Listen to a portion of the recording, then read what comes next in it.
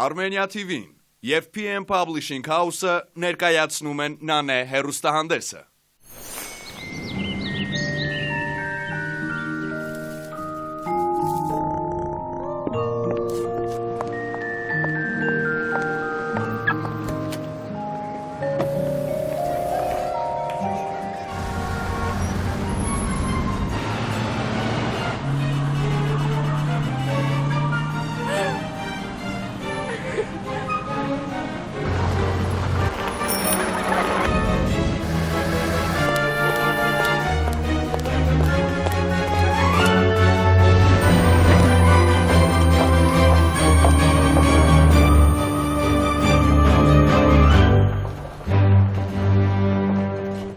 Ողջույն, եթերում Նանեն է։ Մնացեք մեզ հետ և ստացեք այն բոլոր լիցքերը, որոնք անհրաժեշտ են հանգստյան օրերը լիարժեք վայելելու համար։ Դիտեք այսօր Նանեի եթերում։ Նոր ուտեստ Նանեի խոհանոցում։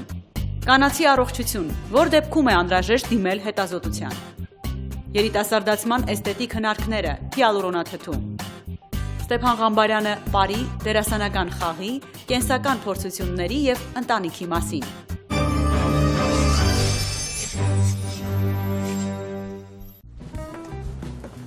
Խոհանոցում ստեղծագործելը ոչ միայն հաճույք է, այլև ժամանակատար։ Հանգստյան օրերին խոհանոցային հոգսերը կարելի է փոխարինել ռեստորանով։ Այսօր Նանեի խոհանոցում հաշվի է Armenia ռեստորանի շեֆ-խոհարար Տիգրան Թերզյանն է։ Ողջույն Տիգրան։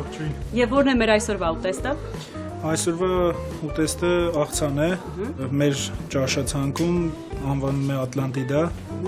Նրա բաղադրության մեջ մտնում են ծովամթերք, սև և սպիտակ բրինձ,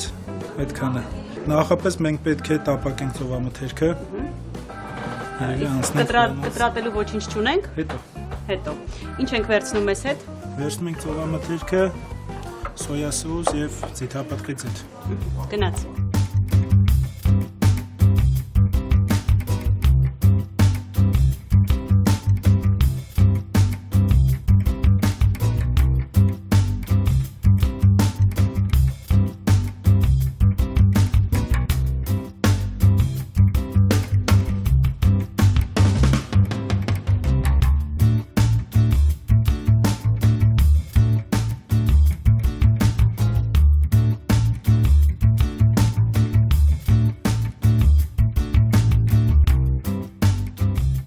Մենք տապակեցինք, հիմա ինչ ենք անում։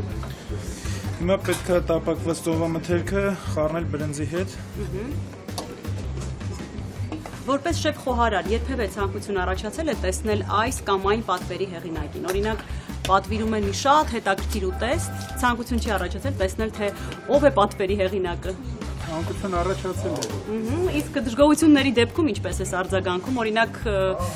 պատվերը ուշանում է, հաճախորդը դժգոհ է։ Դե փորձում ենք այնպես անել, որպեսզի հաճախորդը մեզանից դժգոհ չհեռանա։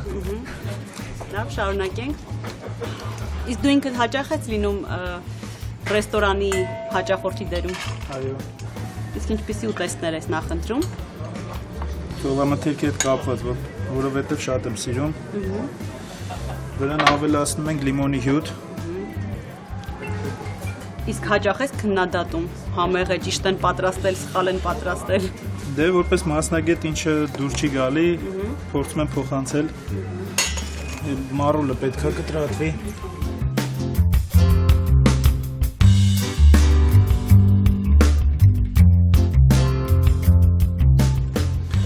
Մարուլին էլ ենք ավելացնում ձիթապտղի ձեթ և ծովիախ։ Իսկ երբ լինում եք ռեստորանում, ինչին եք հաճախ ուշադրություն դարձնում։ Սննդին, սպասարկմանը, մատուցմանը։ Ամբողջը միասին։ Երևի։ Շատ թեթև աղցան եք կարծում։ Այո։ Եվ կարևորը քիչ կալորիական։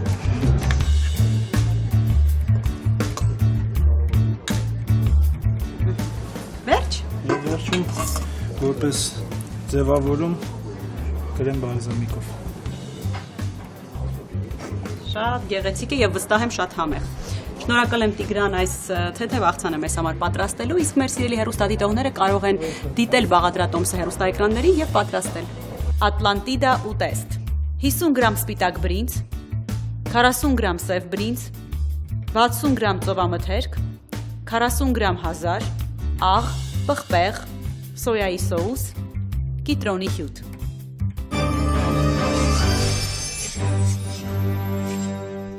Տարիքին զուգահեռ մեզ սկսում են անհանգստացնել ոչ միայն արտաքինի փոփոխությունները, այլև ի հայտ եկող առողջական խնդիրները։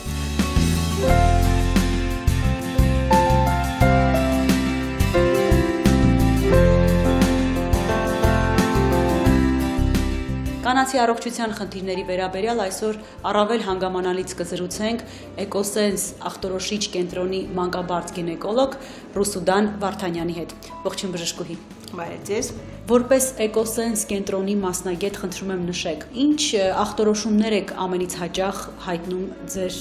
այցելուներին։ Ամենասկզբնական հետազոտությունը, որը մենք միշտ մեր հաճախորդներին գինեկոլոգիական տեսակետից առաջարկում ենք, իհարկե դա հեշտոցային միկրոֆլորայի հետազոտությունն է, այսինքն դա ունի այսօր մի քանի տարատեսակ, սակայն սովորաբար առաջինը, ինչը մենք առաջարկում ենք որպես հետազոտություն, դա նախ մեր զննումն է առաջնային, որը կատարվում է հատուկ ուրեմն գինեկոլոգիական աթոռի վրա, եւ դրա հետ մեկտեղ մենք ունենք ամենամինիմալ հետազոտությունը, դա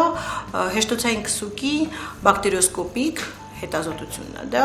ամենաավանդական մեր պրակտիկայում եւ ամենակարելի ասել հին,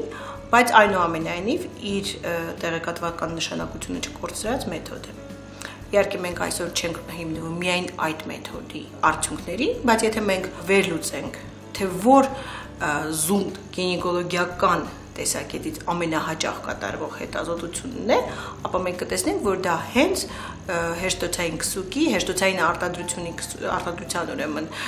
քսուկի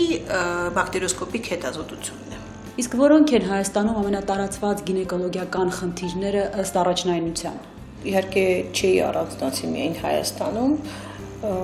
ընդհանրապես աշխարհում առաջինային խնդիրներից մեկը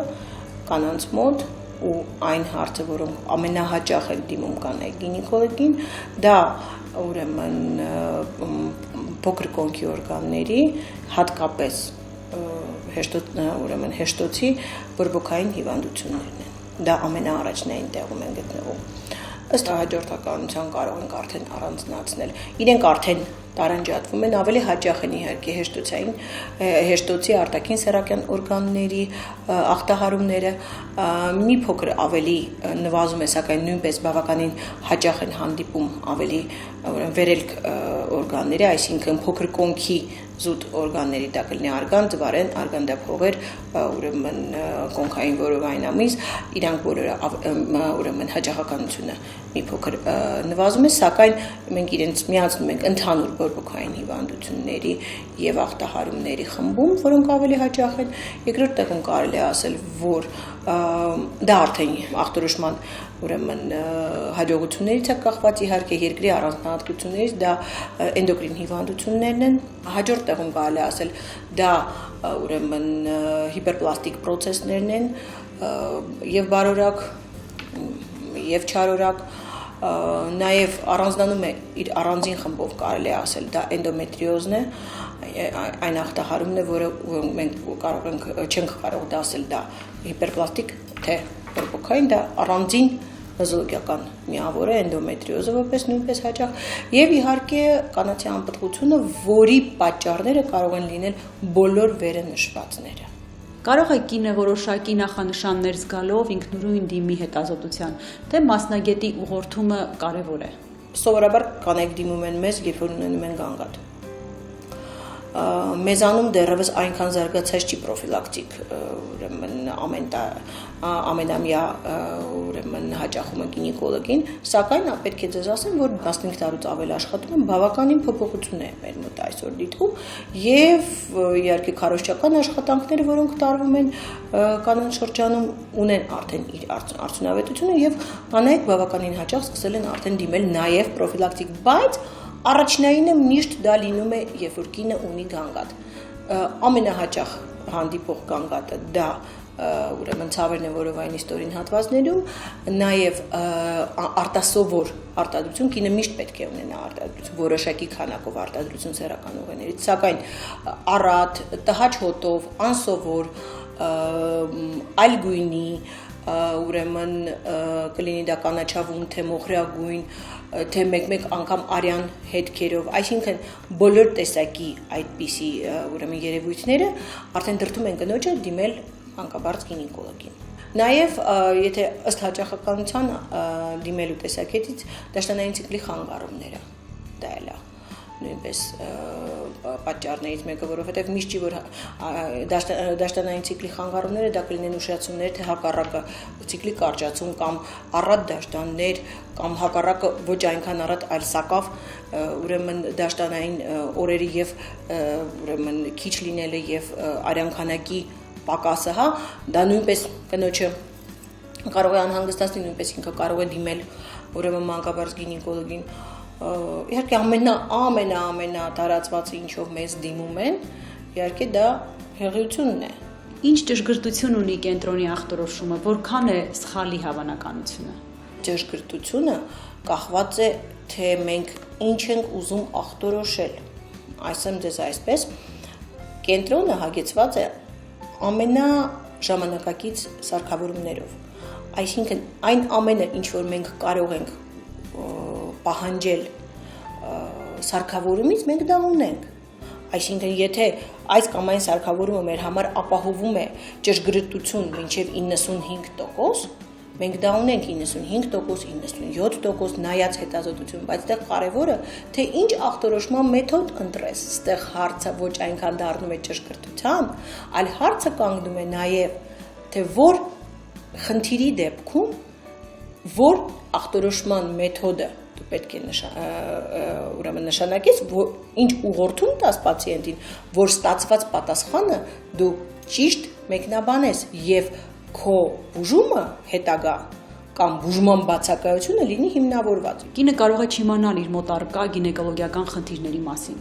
Ինչպես կինը կարող է հասկանալ, որ ունի գինեկոլոգիական խնդիր։ Շատ շնորհակալություն այդ հարցի համար, որովհետեւ մենք խոսեցինք գանգատների մասին, հա, խոսեցինք, որ կինը կարող է ունենալ արտասովոր արտադրություն սեռական ուղիներից, նա կարող է ունենալ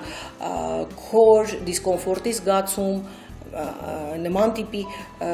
գանգատներ, ասենք թե ցավեր, ինչ որ ասացի, հա, չեմ ուզում նորից թվել, բայց դրա հետ մեկտեղ կինը կարող է պատահի ունենա խնդիր, բայց դեռևս այդ խնդրի մասին չիմանա եւ պրոֆիլակտիկ հաճախումը գինեկոլոգին կարող է հենց ծառայել այն նպատակին, որ մենք կարողանանք վաղ ախտորոշել այս կամ այն խնդիրը։ Միշտ այդ պարագայում, երբ որ մենք խոսում ենք, ես միշտ որպես օրինակ բերում եմ պարանոցի քաղցկեղը, արգանդի պարանոցի քաղցկեղը, որովհետև այո, մենք պայքարում ենք այդ հիվանդության դեմ, հա, ճիշտ է, քաղցկեղի բուժումը դեռևս հայտնաբերված չէ լիովին, հա։ Մենք աշխատում ենք վիրաբուժական մեթոդներով, մենք ունենք քիմիոթերապիա, մենք ունենք ուրեմն ճառագայթային թերապիա, տարբեր տեսակների թերապիաներ, բայց մենք լիովին բուժման լիովին մի որևէ դեղորայք կամ դեղամիջոց մենք չունենք, որը 100%-անոց մեզ կապահովի եւ կկանխարգելի ուրեմն ասենք թե քաղցկեղից։ Եվ այստեղ մեզնից շուտ արևելյան Եվրոպայի եւ Ամերիկայի Միացյալ Նահանգներում իրենք շատ լավ գործելակերպ առաջարկեցին սկզբից իհարկե իրանց երկրներում եւ այսօր համարյա բոլորը առողջապահության համաշխարհային կազմակերպության շնորհիվ ընդունակել են այդ բոլոր ուղեցույցները եւ ուղղորդվում են այդ ուղեցույցներով հենց ունենալով նպատակ կանխարգելել արգանդի պարանոցի քաղցկեղը։ Որպես օրինակ, հիմա մի փոքր փոխվում են ուղեցույցները, առաջներում ունեն հստակ ուղեցույց, որ արգանդի պարանոցի բջջաբանական հետազոտությունը պետք է արվի օրինակի համար տարին մեկ անգամ, հա, ինչ եմ ուզում դրանով ասել, որ այո, կան դեպքեր, երբ որ կինը կնոջ հիվանդությունը կամ հիվանդագին վիճակը համակցվում է գանգատներով, բայց պետք է միշտ հիշել, որ կանացի ուրեմն համակարգում կան նաև հիվանդություններ եւ ախտահարումներ, որոնք անմիջապես չունեն իր արտահայտիչ նշանները։ Չկան ախտանշաններ, չկան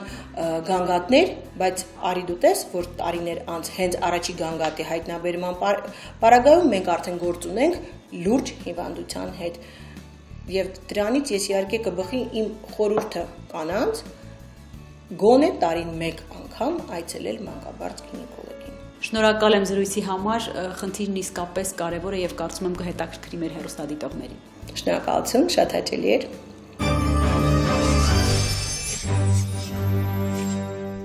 Ինչպես ասում են, գեղեցկությունը զոհեր է պահանջում, սակայն համոզված եմ, ստացված արդյունքը արժանի է ժամանակի եւ ռեսուրսների զոհաբերության։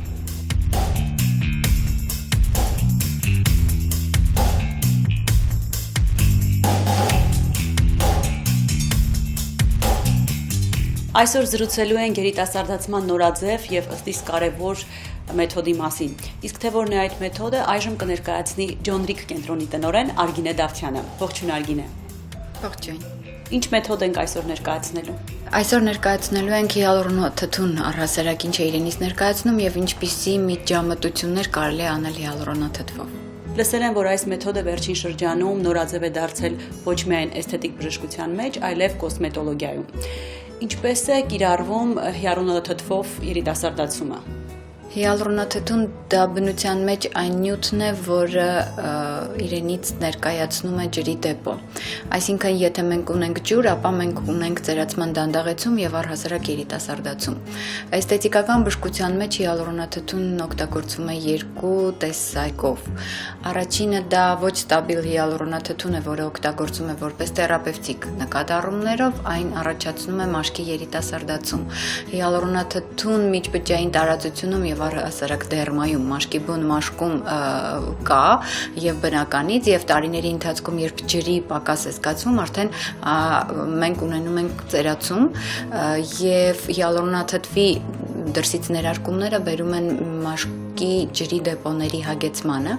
որը եւ բերում է բնականաբար էլաստին եւ կոլագենի արտադրությանը։ Երբ խոսում ենք թերապիայի մասին, այսինքն դա այն երիտասարդացնող պրոցեդուրաներն են, որոնք իրականացվում են ոչ ստաբիլ հիալուրոնաթթվի ներարկումների միջոցով, կոչվում են բիորևիտալիզացիաներ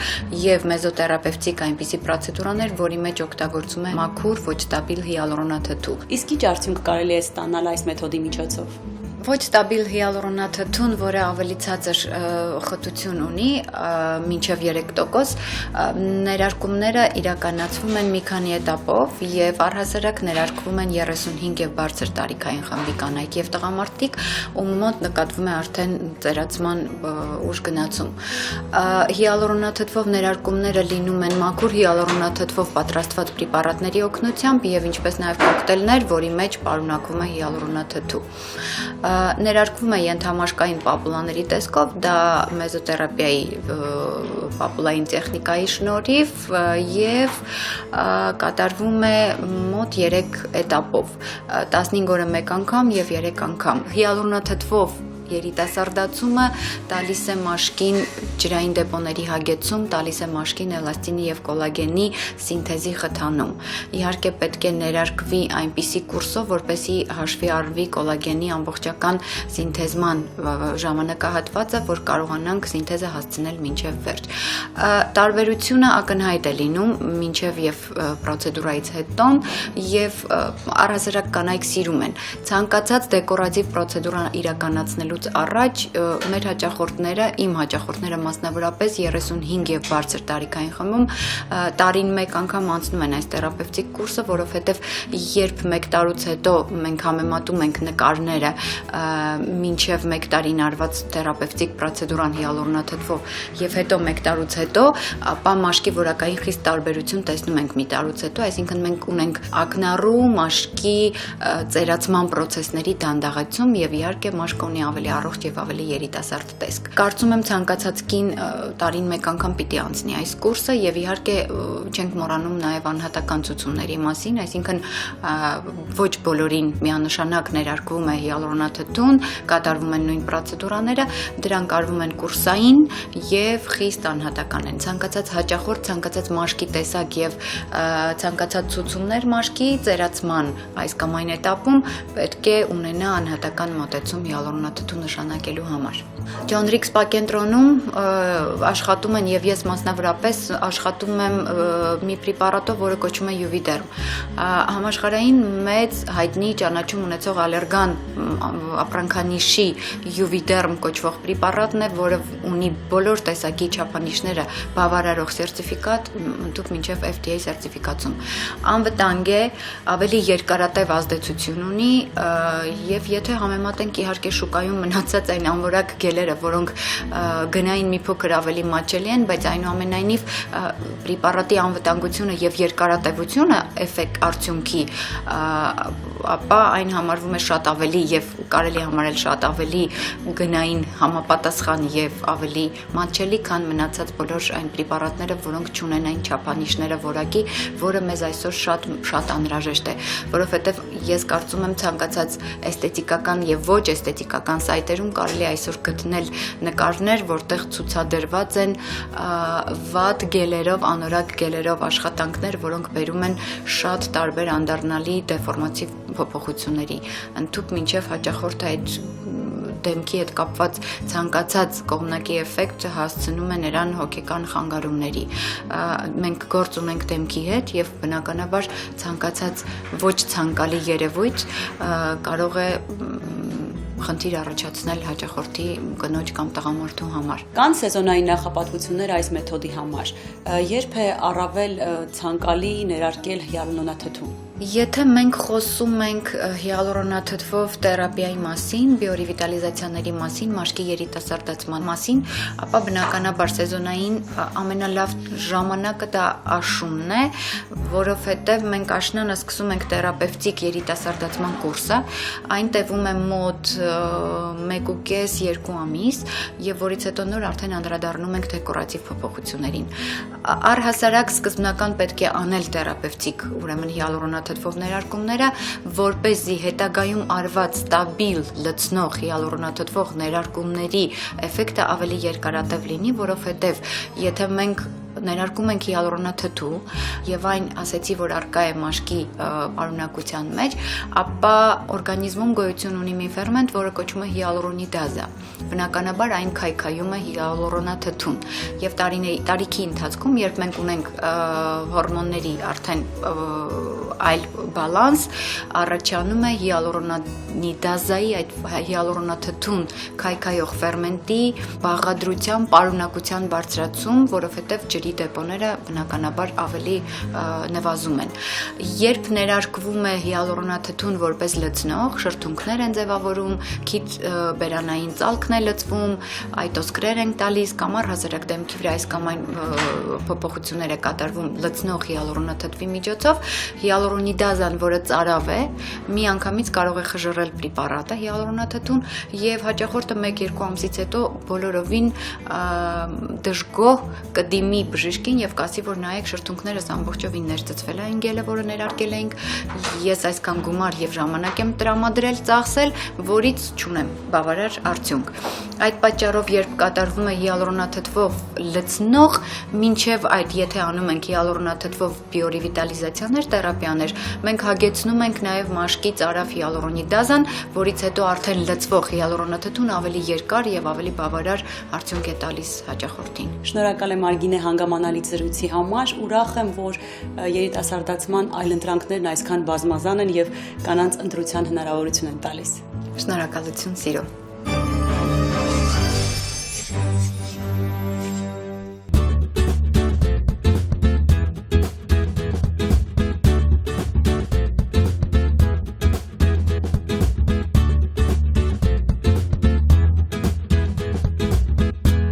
Ստեփան Ղամբարյանին հեռուստադիտողները վերջին շրջանում ճանաչում են հեռուստաֆիլմերից, բայց քչերը գիտեն, որ նրա արտիստական գործունեությունը սկսվել է ավելի վաղ։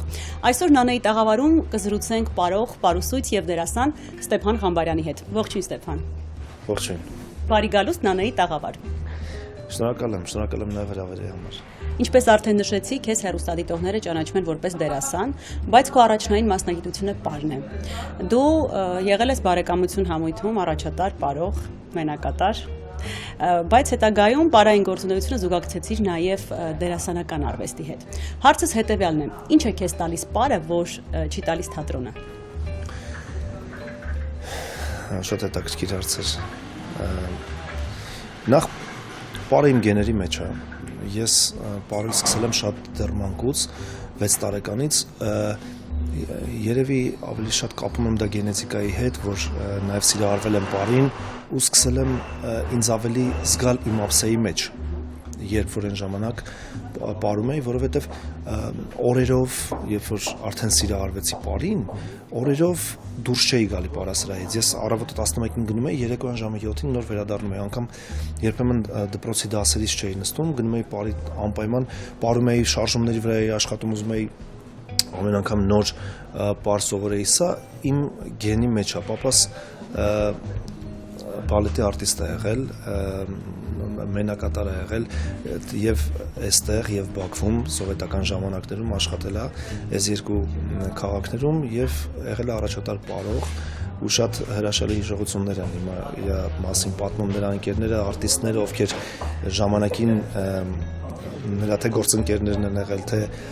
միասին են աշխատել։ Ինձ համար պարը ավելի շատ ինքնադրսևորման միջոց է, որը ես իմ կարծիքով ճիշտ օգտագործեցի եւ հետագայում դերասանական արվեստին նաեւ միացրեցի եւ ավելի թափ տվեցի իմ դերասանական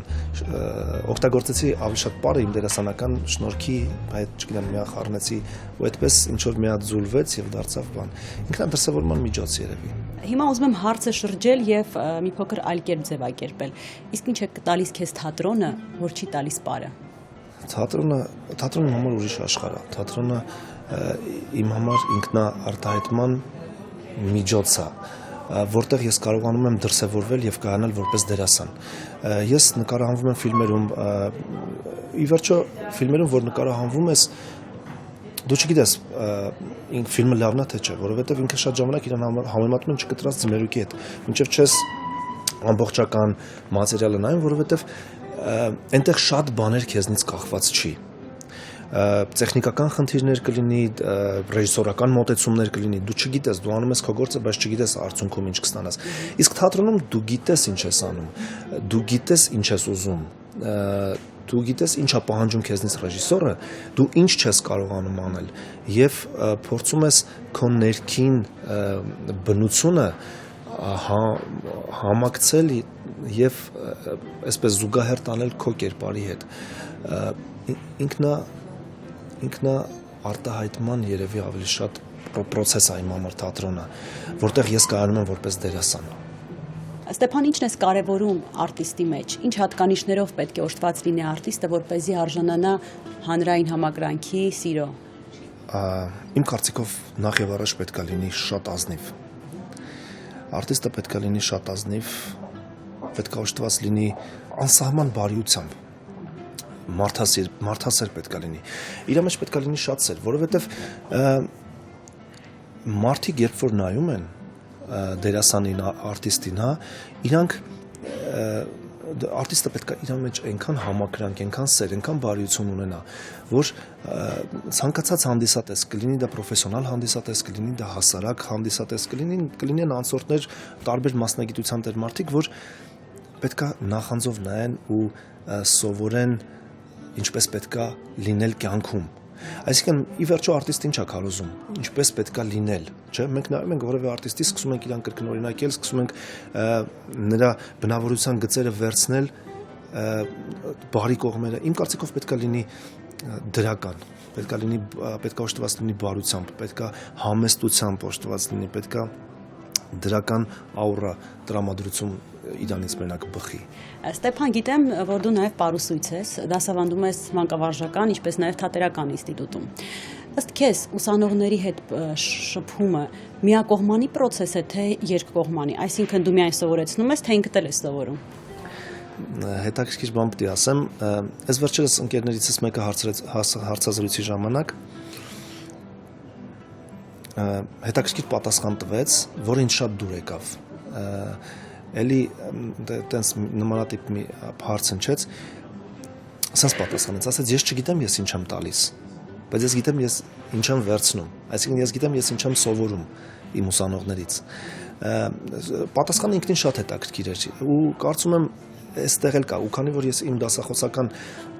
կարիերան նոր է սկսվել ու իսկապես աշխատում եմ պրոֆեսիոնալ վաստակաշատ դասախոսների հետ, փառք Աստծո, որ իսկապես հենց ընկել եմ այդ միջավայր ու ինձ հետ աշխատում են այդքան վաստակ ունեցող հրաշալի դասախոսներ, որոնցից նաև ինչ-որ բաներ սովորում եմ, վերցնում եմ անպայման։ Իրանց փորձից, իրանց կյանքից, իրանց նիստուկացից, այդ շատ կարևոր է իմ համար։ Ու փառք Աստծո, որ այնպիսի դպրոցներ եմ անցել, որ այսօր իմ գիտելիքները բավարարում է իրանց հետ, եթե ոչ հավասար, ապա շատ հետ չընկածել քայլել։ Եվ ես ավելի հակված եմ շատ ավելի հիմա վերցնելուն, ավելի շատ ինձ համար բագաժ եմ հավաքում, որ կարողանամ ճիշտ իրավիճակից դուրս գամ ու այն ուսանողներին, ում որ դաս եմ տալիս, գոնե իրենք ինձնից վերցնեն դրական միմիային բաներ։ Ներկայում շատ անհատներ բավականին լուրջ են վերաբերում սոցցանցերին։ Քեզ համար սոցցանցերը PR-ի միջոց են, ինքնարտահայտման ձև, թե պարզապես շփման հարթակ։ Դու օգտագործում ես սոցցանցերը իբրև զենք։ Չէ, ես սոցցանցերին շատ լուրջ չեմ վերաբերվում։ Անշուշտ չեմ կարող ասել, որ ինքը PR-ի միջոց չի։ Մենք 21-րդ դարում ենք ապրում, գիտելիքների գիտության զարգացման մի հատ մեծ դարաշրջանում ենք ապրում, որտեղ սոցցանցերը մեր կյանքից, մեր կենցաղից անբաժանելի է։ Ինչ խոսք, այո, անպայման որպես PR օգտագործում եմ, բայց դրանից ոչ ավել։ Ինքը իմ համար շփման միջոց է, իմ ընկերների հետ, իմ հարազատների հետ, ովքեր այստեղ չեն, ովքեր գտնվում են աշխարհի տարբեր ծայրերում, իրանց հետ շփման միջոց է, որևէ պահի, որևէ ընկերոջը գտնելու հարմար պահ, որովհետև իրան պետք է մենակ սոցցանցերում գտնես, որովհետև ուրիշ որևէ տեղ չես կարողանում գտնել։ Իմ համար զենք չի հաստատ ու ես չեմ արտահայտվում այնտեղ ավելի շատ։ Ես ինձ ավելի զուսպ եմ պահում, որովհետև դա իմ համար հարթակ չի։ Իմ համար լուրջ ասելու կամ լուրջ նախադասություն կամ չեմ անում ինչ-որ խոսք հասցնելու տեղ չի ամենևին։ Հասարակ մարդիկ են պրոֆեսիոնալ չգիտես ինչ, որոնք ընդհանրապես պետք է շփվեն միմյանց հետ, կարծիքներ փոխանակեն եւ կարծում եմ ոչ ավել։ Նաեւ իհարկե վերջերս էլ արդեն PR, չգիտես ինչ, մանավանդ դերասանները, որոնք շատ ավելի մի քիչ եսասեր են, եսակենտրոն են, իրենց նկարները, չգիտեմ, ֆիլմերից եւ այլն գցում են սոցցանցեր, որպեսզի հանդիսատեսը կարողանա հանդիսատեսի մեջ հետաքրքրություն առաջացնեն։ Արդեն տվյալ պրոյեկտը կամ տվյալ ֆիլմը կամ տվյալ ներկայացումը։ Համբավը դիմակ է, որն անհատը կրում է ողջ կյանքի ընթացքում։ Յուրաքանչյուր հայտնի անձնավորություն միևնույն անհանգստանում է իր անվան համար։ Կարող եմ ասել, որ դու քո համբավի գերին ես, թե քեզ չի հետաքրքրում, ինչ են մտածում հասարակությունը քո մասին։ Հետաքրքիր հարց է, որը դժվարանում ես մի տեսակ պատասխանել դրական կամ բացասական, որովհետև եթե ասեմ, որ համբավի հետևից ընկած չեմ, իսկապես տենց անկած չեմ, բայց ես ուրեմն չեմ անում հիմա, ինչ-որ համբավ ունեմ, որը պահում եմ։ Ես կարծում եմ պետք է ինչ-որ մի հատ ոսկե միջինը գտնել եւ այդ ճանապարհով քայլել։ Եթե մի փոքր սայթակես սուր ծայրով ես քայլում, եթե մի փոքր սայթակես աչքամ ձախ, խնդրեմ կունենաս։ Շատ նուրբ բան է համբավը, որը ի վերջո ինչ են ասել մեզ մեր մեծերը, մեր պապերը, մեր ծնողները, որ անուն ունենալը, ձեռք բերելը հեշտ է, պահելն է շատ դժվար։ Պետք է կարողանալ ողջ գիտակցական կյանքի ընթացքում այն անունը որը քեզ տրվել է, հեշտությամբ կլինի, թե դժվարությամբ կլինի, իրան պետք է պատվով ուղղակի պահել։ Ինչ խոսք, խուսափում եմ բացասական խոսակցություններից իմ անվան շուրջ,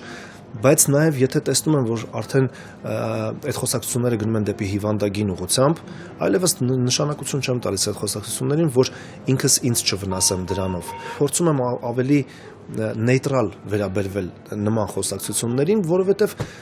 փառք Աստծո այսօր իմ ընկերները, իմ շրջապատը, իմ հասարակությունը ինձ ճանաչում է եւ բոլորը գիտեն ես ինչպիսինն եմ։ Այսինքն նման խոսակցությունների գերի դառնալ այդքան էլ ճիշտ չի։ Ինչպես ասել է Բեռնարդ Շոուն, աղյուսը վառելի սամրանում է, մարդը նույնպես թրծվում է դժվարությունների միջոցով։ Քո կյանքում եղել է շրջան, որ քեզ թրծել եւ կոփել է կամային առումով։ Հա, իհարկե, անշուշտ։ Մի քիչ դժվարանում եմ պատասխանել, որովհետև շատ ավելի պետք է խորանամ դեպի անձնական, դեպի անցյալ, չեմ ուզում շատ ավելի ծավալվել, ուղղակի ուզում եմ ասել, այո, իմ կյանքում ցավով պիտի ասեմ, եղել է շատ դժվարին ժամանակներ, որոնց մեջով ես ուղղակի ստիպված պետք է անցնեի, ստիպված։ Դա ինձնից չէր, դա իմ կամքով չէր, ես հայտնվել եմ շատ իրավիճակներում, ոչ իմ կամքով, ու եթե հայտնվում ես նման իրավիճակներում, ուրեմն պետք է կարողանաս պատվով դուրս գալ այդ ամեն ինչից։ Փառք Աստծո, այդ բոլոր դժվարությունների ժամանակ իմ կողքին եղել են հրաշալի մարդիկ, ընկերներ, ովքեր եւ ում օգնությամբ ես կարողացել եմ հաղթահարել բոլոր դժվարությունները եւ այսօր կրկին շնորհակալ եմ այդ հրաշալի մարդկանց, ովքեր մինչեւ այսօր իմ կողքին են։ Լավ։ Տղամարդկանց գերակշռող մասը իրենց կողակցին, այսինքն որպես ապական կին, երեխաների մայր, ընտրում են ջերմության եւ հարմարավետության գործոններից ելնելով, մի մասն էլ նախընտրում է ճակատագրական կանանց։ Դու ինչպես ես ընտրել քո կնոջը, կարող ես նրան ճակատագրական համարել։ Միանշանակ։ Իմ համար անին շատ ճակատագրական կին է եւ շատ պատահական սկզբունքով հանդիպեցի ու ընտրեցի նրան, որովհետև չէի սպասում, որ կհայտնվեմ հենց այդ պահին, հենց այդ կարգավիճակով, հենց այդ տեղում, որտեղ կլինի նաև անին, ու փառք Աստծո, որ Աստված հենց որոշեց, որ մենք միասին այդ օրը լինենք նույն վայրում եւ ծանոթանանք։ Իշնորհիվ այդ օրվան, իշնորհիվ այդ հրաշալի ճակատագրի բախումին, հա, ճակատագրերի բախմանը, մենք հայտնվեցինք նույն վայրում եւ հետագայում արդեն եղանք միասին։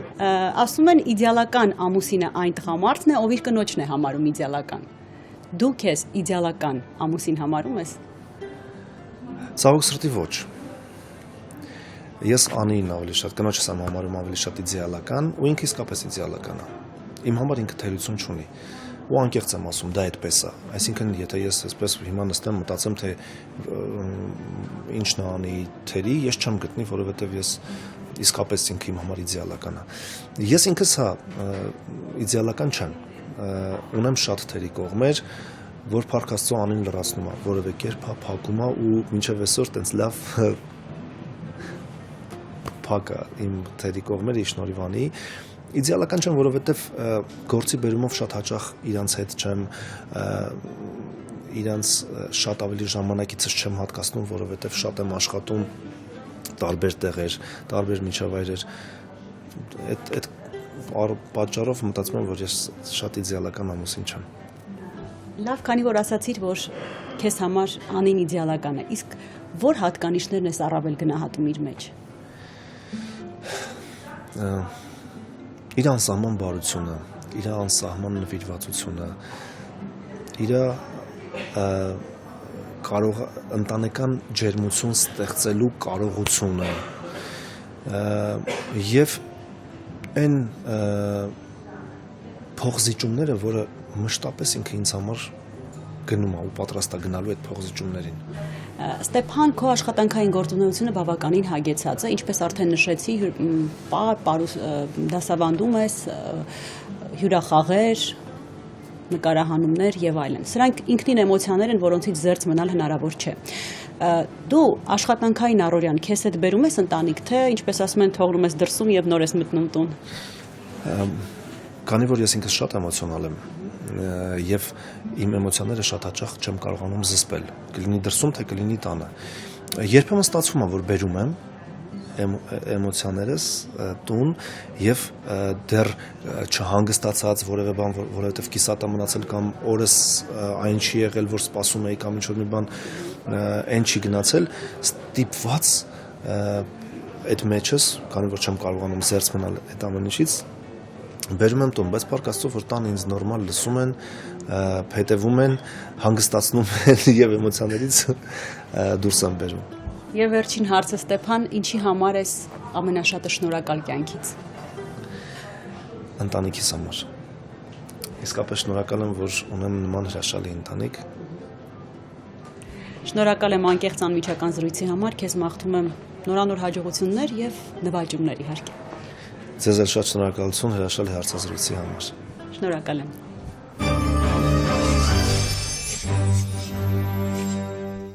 Այսօր այսքանը, շփումը մտերիմների հետ, հագեցած աշխատանքային շաբաթը, դրական լիցքերի փոխանակումը, դրանք այն էլեմենտներն են, որ լցնում են մեր օրը, շաբաթը, տարին։ Փորձենք հագեցած ապրել ամեն օրը։ Կհանդիպենք։